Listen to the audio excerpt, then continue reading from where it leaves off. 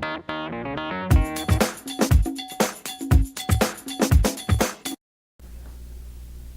this is Sitima Fowler, CEO of Capstone Information Technologies. This is going to be an awesome interview and you're in for a treat. I'm here today with Greg Lederman, CEO of Brand Integrity. And in addition to running a successful company, he is out there writing he's a guest columnist in local papers, and he also has written several books, including Engaged, Out Behavior Competition to Create Customers for Life. So welcome to Rochester Rockstars, Greg. Glad to be here. Yeah, so let's get right into it. So tell me about how you teach people to live the brand. What is that all about? Well, let's start with our name. Achieve brand integrity is the concept for our whole business. We named the company Brand Integrity. You achieve it when you are who and what you say you are, and you're doing that profitably. In order to do that, you have to live your culture consistently. Let me give you an example? Yeah, absolutely. Okay, so the pathway to brand integrity, there's 5 steps to it. Okay? Good, I did 5. So we got the first step, yeah. Okay? So as I just mentioned, our first goal here is to achieve brand integrity, right? Everybody wants to achieve brand integrity. Who wouldn't want to be who they say they are, right? We say we're our core values. We propose a brand to the marketplace. Well, we have to be it, right? So we want to achieve brand integrity is the goal, right? That's the battle cry. There's a lot of barriers that get in the way of that happening, though. And to your point about living the brand, right? That's the big why. That's why we exist, is to help companies to create a live it culture, okay? So people talk a lot about culture, but they don't necessarily define it in the right way. You have to figure out what your it is, right? What's the it for your company? What do you want to be known for?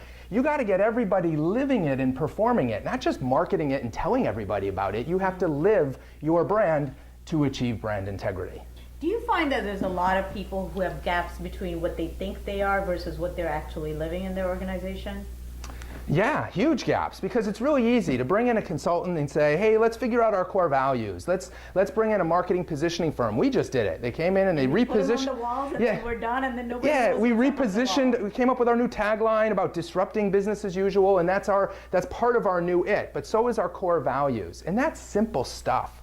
But the soft stuff is the hard stuff to try to implement. So there's the majority of companies out there that they propose who we are, they tell their workforce, they tell the marketplace, but then the question is, are you really living it? Do you do it? Important. Yeah. Do you actually live it? And here's the secret. To live it, you have to have, as you mentioned the book, engaged people, right? And engaged people are both motivated and committed to do what's best for their company.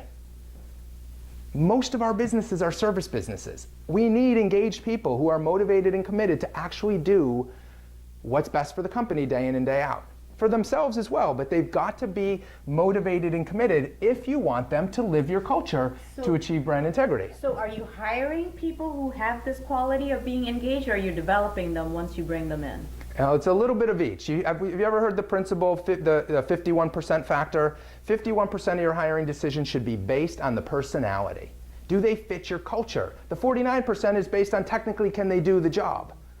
51% should be based on do they fit your it. Now, how do you define it? We've come up at Brand Integrity with a really simple process. And our clients, if you talk to 50 clients, all 50 would tell you the same thing. Keep it simple. It's 20 behaviors. 20 behaviors behind your values or your brand, however you define it. 20 behaviors that defines how we do it behaviorally. Then we got to get our people engaged to actually do it. This is where the hard part starts. Okay, the first 2 steps are by far the hardest. In order to create an engaged workforce, you must create the environment. That's not easy to do, because now that comes down to managers. These are humans, these are people. They have to disrupt business as usual a little bit. They have to think a bit differently. They have to develop some ways of infusing the workplace with 3 drivers of engaged.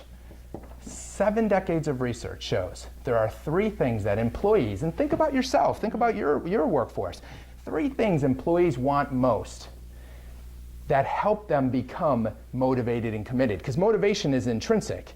Motivation is not something the boss can hit you with a stick and you're going to perform better or pay you more money, so much more money, and then that's going to be sustainable. If you're not feeling respected, if you don't show respect in the work environment, people are not going to be motivated and committed to your business. Second is relationship. People want to work for bosses they like. 75% of people out there, I just read a study, are highly stressed at work, and 2/3 of them cite my boss is the major stress. So if you can show respect in the work environment, build relationship, and I'm not talking about being their best friend, but be a trusted leader that they have faith in to guide them, then you're showing relationship. And then the third piece is the third R, show them the relevance of their work. People want to make a difference. People want to feel like they have a purpose at work beyond just making a profit. So the best leaders create an environment, and they do that by balancing both performance and humanity. You have to deliver on these three drivers of motivation. If you don't, you're not going to have an environment where people are engaged. They don't live your it, and you can't be who and what you say you are. You can't achieve brand integrity. So basically, to recap how you create the environment, the engaged environment, is show the employees that you respect them, that they're respected in this company, the relationship you have with them, because probably 70-80% of their day is being spent with the coworkers and in the work environment. Sure. And that their work matters, the relevance. Absolutely. Easier said than done. Simple so far, right? It's simple. Definitely not easy. In order to make this happen, you have to change the way managers act. Okay, so a lot of companies, they invest in leadership development programs that are trying to change the character of the manager. We're going to make you a better leader. You're going to become a better human. We've disrupted business as usual a little bit on that front. Okay. We acknowledge that, look, people are stressed out like never before at work. And being a good leader, doing these things, and stress are completely incompatible. But instead of trying to change the person, if you can just change a few ways the person acts, this manager, with some essential habits, which is going to be our next book coming out, The Essential Habits of Trusted Leaders. There's a few essential habits that our clients are doing to dramatically impact the engaged level of their people. For instance, one of them is simple. It's just recognize and share successes.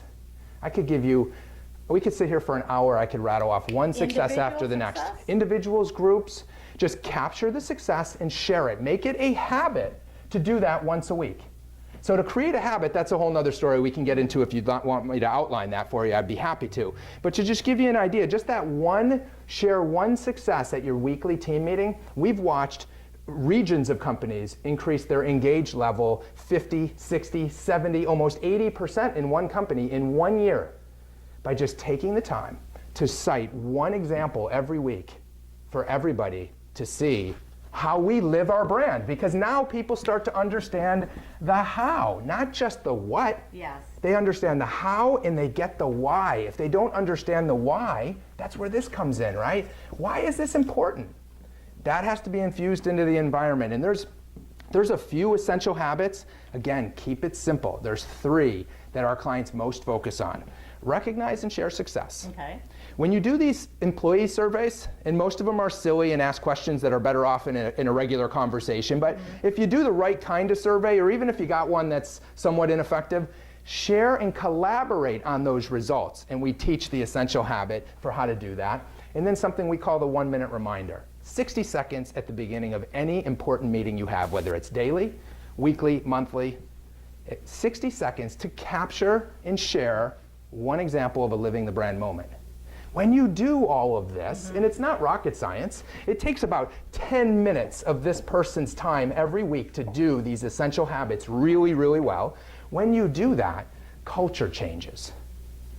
Culture changes. When you go and invest in elaborate leadership development programs or employee recognition programs that are rewards-based, culture doesn't change, performance doesn't change. Sounds like a one-time event. One and dones. Yeah, we see it all the time. We see it all the time. When you talked about essential habits, it just comes to mind. Like at Capstone, we're a service company, and we started this board right at the entrance of our building. Anytime a customer says something good about one of our engineers, we post it up. So we started this so that everybody walking by will see it. And we didn't think much of it. Now it's gotten to the point, if an engineer did something and the testimonial came in and we didn't put it up there, oh, they would notice. Yeah, I So love that idea. I love that idea. Here's one more. We'll take that one step further. Okay. Use our essential habit of the 1-minute reminder. I'll give it to you before you leave here today. Okay. Have your managers, when they're doing their daily huddle or their weekly team meeting, have them share those examples. Okay. So that 1-minute reminder is absolutely sharing a success that somebody recognized. And we have a software platform that enables you to gather these successes and share them in a Facebook-style manner. You can like them and comment on them and share them. Okay. But you don't need to have a whole elaborate software platform to do this. You can take those successes and share them. You can take any customer feedback, just like you're doing, and share it at your team meeting. Let people know. When you do that, you're building relationship with them as a leader. You're showing them you respect them. Not just them, but the whole team sees that, wow, my boss actually cares that we live our values. We live our service standards, whatever you call it. We live our brand, right? That's what we say we're doing. We're living the brand, right? Well, you're only going to live it. You're only going to live it if they're engaged, and you're only going to have engaged if your managers can create the environment, and there's a few essential habits for doing that. There's no shortcut. If you skip a step, the consequences are very predictable. There's no such thing as it's all a pipe dream for leaders. They think they're living their brand. They're not. The company could not. There's no magic fairy dust at Disney. There's no magic fairy dust in any of our companies. You have to do the groundwork. So this makes a lot of sense. Now, there might be a business owner out there listening to this and saying, this all makes sense, but Greg, I'm struggling with meeting sales. I'm not meeting quota this month. I have 5 of my employees just leave. When do I have time to do all this? I call those the inconvenient truths. Ready? First of all, people leave managers, not companies. So just because you're struggling with some of your to-do list, that doesn't matter to the day-to-day employee. It matters to you as the leader, but you have to get over that and accept the fact that there's a raging river of responsibility that everybody has. You have a raging river of responsibility. I have a raging river of responsibility. Everybody does. That's your to-do list every day. It never goes away. Right. The best managers that learn a few of these essential habits, they learn how to prioritize that to-do list. And again, they balance. The most trusted leaders balance performance with humanity. So yes, I have to hit the sales target, but I do that through my people. Okay. I do that through the human beings that deliver the work. So the more productive, the more motivated and committed they are, the better I'm going to be in achieving those goals. And tell me about, like, doing this. How does it relate to a company's profitability? Is there a connection if you're living the brand? Absolutely. I mean, pick an industry, and I'll give you an example. Pick any industry. Marketing. A marketing agency. Okay, so they're looking at retention of clients, average spend of clients. They're looking at referrals they can get. Isn't that driven by the human experience? If they have a great experience with their account exec who's super engaged, aren't they more likely to get referrals from those clients? Absolutely. Aren't they going to? People do business with people they like, and so a marketing agency is going to be looking at all of their financial metrics and be able to compare them to the level of engaged and whether or not we're living our brand. But the key here to being able to link it to profitability is you have to measure a few things. Okay. Right? Our clients, they have something called the Engaged Index. The Engaged Index, okay? And so this is an actual metric on how engaged groups of people are. So now you can compare that to, here's how engaged the account execs are in each area, and then you can start to look at the profitability of those accounts. How much work did we have to give away on billable hours? How much retention did we have? How many referrals did we get out of that account? The second metric that our clients do consistently is behavior consistency. Behavior consistency. They don't just say we have live it with our 20 behaviors. Every 6 months, our client's workforce hops on their phone and takes a quick survey. How consistently are others in my work area doing living our brand? And so you take that data and you take the Engaged Index data, that's 4 other questions that are part of that survey, and all of our clients now have a 360 view where they look at their employee metrics, they compare it to those customer metrics, and their financial metrics. Okay. So if you're a manufacturing company, you might be looking at quality issues, safety issues, compared to how engaged we are. Oh, A bank looks at profitability per branch. loan production per branch and compares it to how engaged our people are and how consistently we're doing certain behaviors. And it tells the story that gets the manager here to do one of those essential habits I just mentioned, collaborate on these survey results. So if it comes back in your marketing agency and the account executives aren't doing some of these behaviors very consistently, and you know what, they're not getting as many referrals as they'd like to, well, now the manager needs to know how to develop the habit to have the conversation so that the account execs in that marketing agency feel respected, they understand the relevance on how they drive referrals, they change their behavior a little bit, and then we get more referrals. Oh, I love this. I think the message you're teaching and what your business is about is right on, especially now. So tell me about your own business. I mean, there's a lot of business owners in Rochester that say, you know, the Rochester economy sucks or whatever, and therefore my business is stagnant for the last 5 years. Your business is growing and you're outgrowing this space, you're moving. Tell me about what's leading to your growth. Well, we've been fortunate. For one, we've built a world-class technology that powers all this. And this isn't lip service. We've got a really engaged team of people here. They're really excited about what we're doing. I get the opportunity to go out and speak with about half my time I spend out on the speaking circuit, speaking at conferences, speaking at private events for companies. I've got 2 today. and so I'll go out and I'll speak. That generates a little bit of interest. The books help. And nothing helps more than our actual clients. So we have clients that go, yeah, they when they get their workforce to do more of what they want them to do, and they create this environment, they want to tell everybody about it. They want to tell everybody about it. So we get, they let us share their information with prospects and say, hey, share it with anyone in our industry, anyone outside our industry. I just had a conversation with a CEO that said that last week. Go ahead, share it. We want to help. We're not worried about it because good luck catching us was the attitude. But he's also thinking we want to help you guys because you're making an impact to their business. You're making an impact, and your mantra of let's live the brand and the goal of achieving brand integrity. It's something every company should be doing, but they're not. They invest too often in programs that just don't work. You ever hear Flavor of the Month? Yeah. We hear that all the time. We've never had a Flavor of the Month program. Never. Right. It's too simple. If you don't implement your behaviors with these metrics, then you get Flavor of the Month. But when you do it the right way and you start changing not the people, but the way the people act with just a few things, culture changes. So our programs, we're really careful to make sure we don't sell a program that could be a one and done. We have not, knock on wood, no like we signed up and then we did it for a year and we're going to move on to something else. That doesn't happen because it gets woven really into the fabric of your culture. And it's not a program. It's really more of an ongoing initiative. It just never ends. So thank you so much for sharing all this, and hopefully you guys learned a lot. I would encourage you to go back and rewind the video and go through the steps because he shared a lot of golden nuggets with us, and you know, if you missed it the first time, go back and listen to it again. So Greg, any last words of advice for other entrepreneurs out there that might be struggling or they're in that growth mode, hiring a lot of new people? Any suggestions you have? Yeah, I tell you, there's a lot of stress at work, you know, and you got to disrupt business as usual a little bit, do things a little bit differently if you're going to alleviate that stress. And doing the wrong thing is not always better than doing nothing.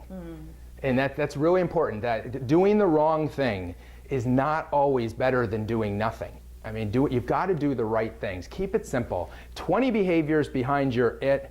Make sure your managers know how to create the environment. It's as simple as that. Not easy, but it is simple. And if you've got the right recipe, you can change culture pretty quickly. Awesome. I'm energized. I'm ready to make some changes. Thank you so much for your time. I got to go have my coffee now. And thank you for watching. And if you want to be interviewed, go ahead, go to www.rochesterrockstars.com and submit the form, and perhaps I'll see you in a future video. Thank you.